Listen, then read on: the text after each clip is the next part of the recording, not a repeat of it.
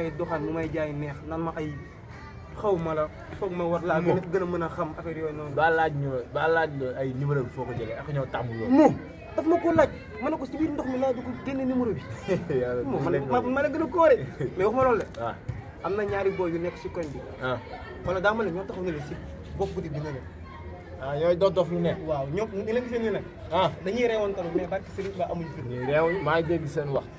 dem ba léegi. naa xam nga booy ndaw yi fii lay nekk di petit camp quoi. waaw ma romb booy ndaw yi na ma sa paa bi lañu doon jàpp fii ñaari booy ñoo te dëggal ma la ku ma si njëkk a jàpp si ñoom ñaar naa la dóor tóoj la gaañ la. bàyyi leen rek yow booy.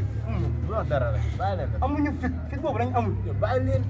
instant yi xam naa ñoom léegi ñëw fii te ku fi ñëw naa ko doon. non cangale lépp nank la booy lépp doole booy. doole ji maam. doole ji maam bàyyi leen.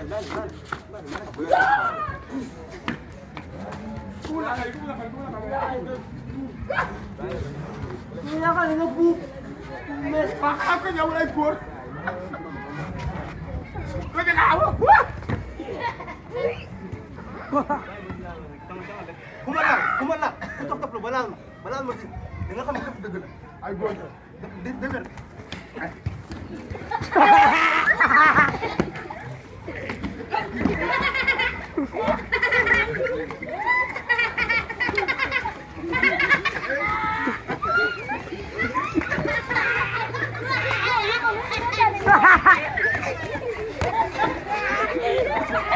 Mamar dof.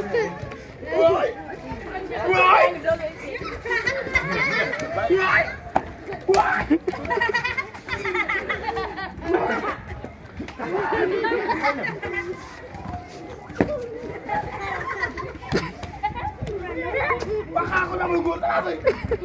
Tatay, tingnan ngayon. Ay. Kapag